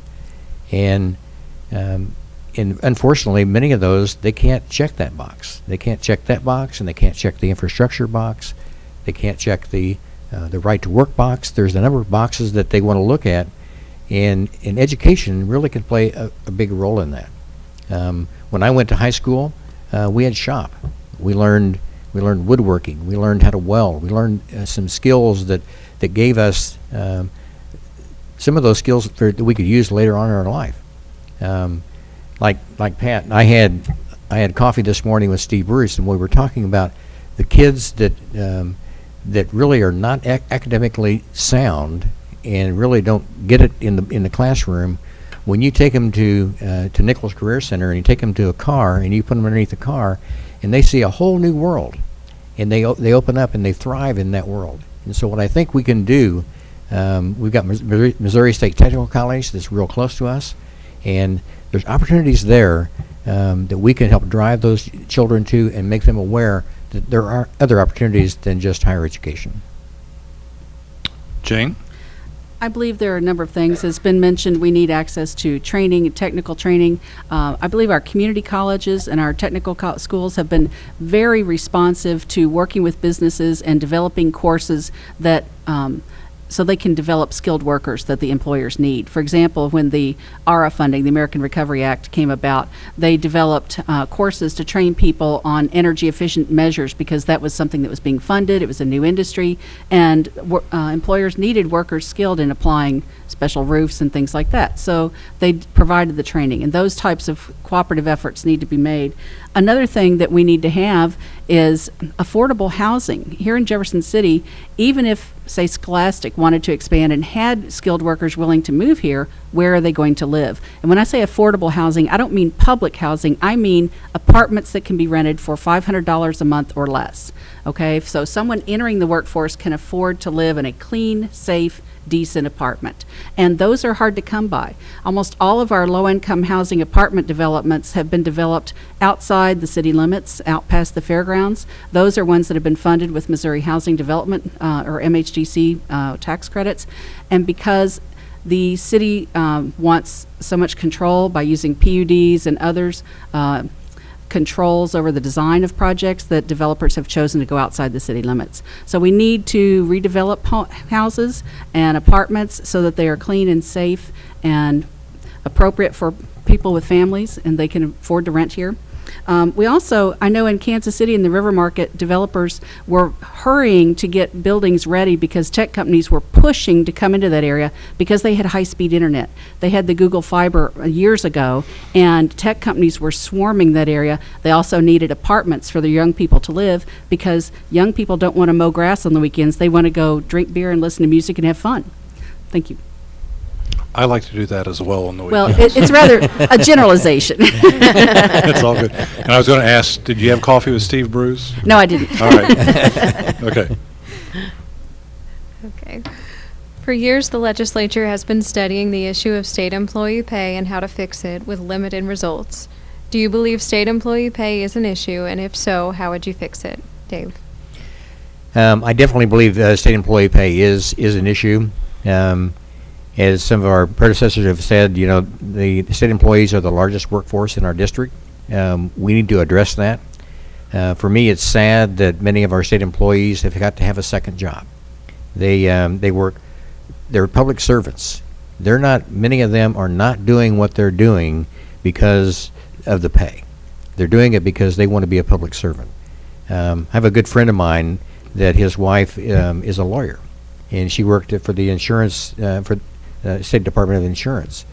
She could have quit that job and gone and hung out her own shingle and made a whole lot more money than what she was doing, but she was committed to what she was doing.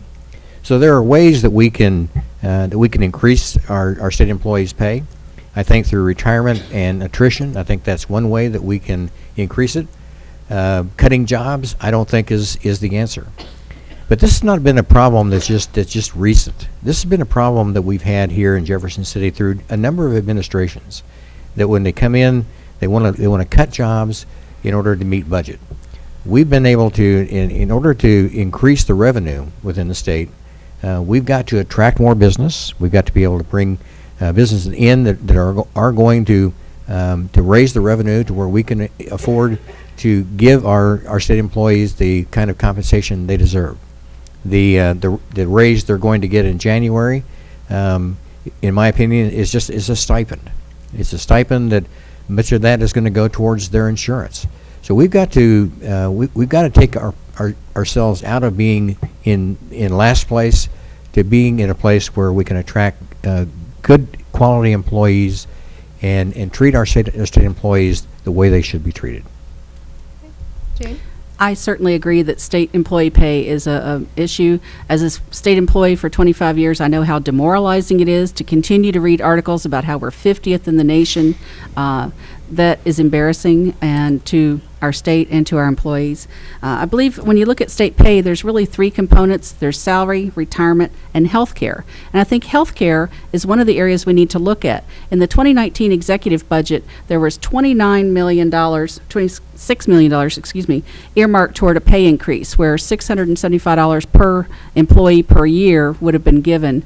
But instead of $26 million toward pay increases, the legislature funded the $60 million that it would cost to increase their health care costs. So the health care costs were covered. So that's what legislators have told us for years. Well, you didn't get a pay increase, but we didn't charge you more for your health insurance either. So the problem is the health care costs are eating up the money that would have been used in the budget for state pay increases. So we need to reduce health care costs in some way. There's an incentive already. State employees can get a deduction credit for $50 if they don't smoke. So let's look at other ways our insurers can work to incentivize their insurance. Can they do that by visiting a doctor once a year to get your blood pressure checked, your blood work checked, so that we can do things that are cheaper, like a $10 a month blood pressure medication can keep somebody's blood pressure under control, whereas if it's unchecked, years from now, they'll need a kidney transplant for $500,000. It's much cheaper to do the preventive health care for less dollars than to do the drastic health care later on. It'll help us be healthier and have better quality of life. So we need to look at things like that to incentivize it.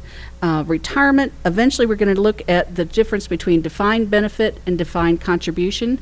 Defined benefit is what the traditional employees that started when I did got. Now the newer employees are looking at more like a 401k, which is more transportable, and for the millennials, it works better for them. Thank you. Pat? So having been a state employee for around 18 years, I definitely think that state employees need a raise. However, this is where I get to talk to you about waste, fraud, and abuse. So let's just look at, three agencies: the Department of Public Safety, the Department of Health and Senior Services, and the Department of Social Services. I strongly believe out of the $26 billion budget that was passed last year, we got some issues within those agencies. Not just those agencies. There are 16 agencies that we need to look at. So having said that, let's just talk about the SNAP program. That's some of our special services as it relates to healthcare. However, the Department of Social Services did not want to pay any attention to the fraud alerts that they were getting that said, oh, guess what? We got prisoners that are getting SNAP benefits. We've got folks that are dead receiving SNAP benefits. And oh, by the way, some of them don't even live in the state of Missouri. So you guys, whoever gets elected on whatever side, I think we need to free up money by holding our state agencies accountable for the dollars that they say should come to them. Another example, several years ago, my husband and I met with both sides of the aisle, and we talked about PS, personal service, and E&E, equipment and expense. And every agency got to choose how much they wanted to have from a percentage to transfer the PS over to the E&E or vice versa. I don't want to get into the weeds here, but let's just say that the next year, they cut 400 different departments within agencies out of their PS and E&E switch because they said they didn't need it anymore. One of the ones that most disturbed me was the Department of Corrections. I sat there and listened to George Lombardi say, oh gosh, our PS and E&E switch it's called a flex, is 40%. We'll drop it to zero. Zero, think how much money they had to play with, except for the Moberly prison. So we have an opportunity to look at a lot of dollars and find out ways to better prioritize our budgets. All right, our next question, we'll start with Jane. Jane. The next two, we're going to have two more questions and then closing statements. Both questions, we're going to do, let's do a minute so we can get them in, and we'll go from there. So, my question I'm asking with Jane is about gun legislation. So, you know the drill. We've done this twice before, all right? So, there are 4 questions. I want a yes or no answer, nothing else. Yes or no. At the end, you'll be given an opportunity to flesh out your views, okay? So, Jane, are you in favor of expanding background checks on all sales, closing what some would call a gun shop loophole? No. Pat? No. Are you in favor of increasing the minimum age for gun purchase? No. Jane? No. No. Are you in favor of bump stocks, allowing bump stocks in high-capacity magazines? No, and more detail later. Yes, and more detail later. Yes. Are you in favor of assault weapons, and you can distinguish between semi-automatic and automatic? Fully automatic, no. Semi-automatic, yes. Yes. Yes. And lastly, are you in favor of arming educators? No. No. Yes. Okay, so we'll start with Jane. You have a minute. Flesh out your views. On background checks, I support the regulations that are in place now. The gun shop loophole is kind of a myth because at gun shows, all the people selling guns are supposed to be licensed gun dealers and require background checks. Minimum age, I believe that is adequate as it is. The bump stocks, I don't believe we need bump stocks. High capacity magazines, I think is a bit misleading because a pistol that normally carries 7 rounds and a 10-round magazine might be considered high capacity. I don't see a huge difference there. So it depends on how you define magazines.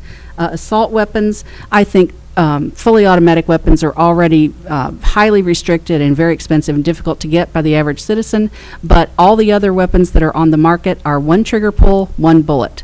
So no matter how they load the bullet, they operate essentially the same way. So I believe that those are appropriate. As far as arming teachers, I believe it's up to the local school boards. I believe I covered this before. I don't think it's mandatory for teachers, but the local school boards may choose some staff to be armed. Thank you. So I have visited with teachers, and they say to me they don't want to be armed. They say we want to focus on the education of our children. And so what I would propose is that we increase the dollars that are going into these local schools so that we can hire more marshals, so that we have a familiar face that knows the children that are coming. It's not always just the children that are causing these problems. There are adults as well. So then I would propose that we look back at the Department of Mental Health's gutting. Their budget has been extensively gutted over the last many years. And it's time for us to rebuild that budget, to create restricted funding for specific programs that are mandated to begin in a short period of time, so that we can reach out to our communities, to our state, to make sure that we protect our children, that we protect our communities. Now, having said that, I don't believe that we should be limiting the freedoms on anything that we do if we have the ability to figure out a way to collaborate and create a safety net for our children. Dave? As you can tell by my answers, I am a very strong advocate for the Second Amendment. I think that any time we start restricting guns and we start putting guidelines on things that, as far as owning what kind of guns you own and what kind of ammunition you can have and anything that goes down that road, the gun is really not the problem. I mean, we can look at London has more homicides than the city of New York. And they're all with knives. So what are we going to, if we end up with that problem, or are we going to start banning knives and those kind of things? With schools having somebody that's armed inside the school, now I'm not saying that every school teacher should be armed. I think that there should be somebody in that school that doesn't have that has the background of protection, that nobody else knows who that person is, but they can act when the time comes that it needs to happen. Thank you. All right, we have another reader-submitted question. This one was from Shelley Sawyer and Jeannie McGowan. What are your thoughts about limiting lobbyist gifts and contributions and more transparency in campaign finances? Do you support the Clean Missouri Amendment? And we'll do 1 minute. Start with Pat. So the answer to do I support the Clean Missouri Amendment is no. The answer to the other questions is yes. So the reason I don't support the Missouri Clean Amendment as it is written right now is it violates a black letter of law, the single issue rule. So you can't lump a whole bunch of different things into one piece of legislation that don't add up. So here we are, banning lobbyist gifts, yet this particular issue also includes the redistricting. What part of that meshes up. So somebody earlier said they wanted to have clearer, cleaner legislation. Yes, I support that. So of course I don't want black money. However, I do want us to be able to have clean legislation, which that doesn't meet it. Dave? I do not support Clean Missouri for a number of reasons, but I do support transparency. I really think that over the last few years that Missouri has done a really good job as far as our ethics commission goes in really restricting the amount of contributions that can be given to a candidate. You can't get more than $2,600 from one individual. You can't get $2,600 from more than one PAC, from the same PAC. So we've done that, we made that transparent through the quarterly filings that we have, where we're showing the public how much money we've spent and where we spent it and what our expenses are. And but I think that the more transparent we can be, lobbyists are a necessity. They're a necessity for a lot of us, and especially for freshmen that come in. And it really, they have the empirical knowledge, but we've got to have the fortitude to be able to discern and make our own decisions. Jane? If elected, I would put up a sign that says no lobbyist gifts. We don't need coffee mugs. We don't need sports tickets. We don't need food, and really just discourage any lobbyist gifts in whatever. I believe that the Clean Missouri Amendment language regarding campaign limits has largely been addressed with legislation put in place in 2016. So that, as Dave said, there's already restrictions on individual contributions up to $2,600 per person per election. There's no corporate contributions, and there's no contributions from one campaign fund to another. So I think we've improved the transparency there. I think one of the things I have a big problem with on Clean Missouri, so I would not support it, is the appointed state demographer position to dictate the redistricting. I believe that's the legislature's responsibility. That's why they're elected, and that should not be in the hands of an appointed official. Thank you. All right, so we're going to do our closing statements. We'll start with Dave. You have a minute. Okay. Well, I want to thank everybody for coming here tonight and for taking your time to listen to us. Each one of us that are here have got many of the same values and many of the same thoughts of what we want to do, and that is really to do the best for the people in the state of Missouri. I've received the endorsement of Missouri Right to Life. I've received the endorsement of the Missouri FOP, and those give me the confidence that they believe in what I do. I've read a book, it's called The Four Agreements. In the Four Agreements, it is be impeccable with your word, never make assumptions, don't take things personally, and always do your best. And that's exactly what I'm going to do when I'm elected as the next representative for the 60th District, and I would appreciate your support and your vote on August 6th. Thank you. Jane? A lot of people have asked me in this campaign, why would you want to do that? I thought you were smarter than that. And I was amazed knocking on doors a few weeks ago. A gentleman, after, I did not know him, but after about a minute, he said, "How can I help you?" And that shocked me. I was not prepared for that response. But I appreciate people like that and people like you who have come out to listen tonight, to participate in the political process, those that have watched this online. I appreciate that. I appreciate the News Tribune and the city for putting this together. You all do a great job. I think there are a number of things that I would like to see Jefferson City thrive and grow, and I would like to increase my level of community service. Even after 25 years of being with state government, I think I have skills that I can bring to this and would appreciate your vote. I would ask you to vote for me on Tuesday, August 7th. Thank you. Thank you. Pat? Thanks, Roberta and Gary, for taking this on today and yesterday and the ones that you have coming up. And thank you guys and gals for being here, because without each one of you, we can't represent your values. I'm a conservative, as I said. I'm a businesswoman. I'm a Christian. And what I believe in is CUR, knowledge, experience brings responsible results. I am the only candidate that has all of that. And I too have been endorsed by Missouri Right to Life, and I look forward to working with my colleagues who I've visited with and I've worked on legislative pieces with, and I look forward to being the voice for you all and to listening to what you want to have done at the state legislature. You know, my colleague from my church said it well when he said, this isn't about us, it's about you. And if we ever forget that, then we need to go home. So I too would ask that when you're going through that ballot and deciding who will best represent you, who has got the strongest leadership skill and has been a proven leader, you vote for me, Pat Roker. Thank you. Thank you. And again, I thank all three candidates for coming to this forum and answering our questions. We appreciate your presence here. I thank those here in the audience who, first of all, endured the heat. The air conditioning's back, thankfully.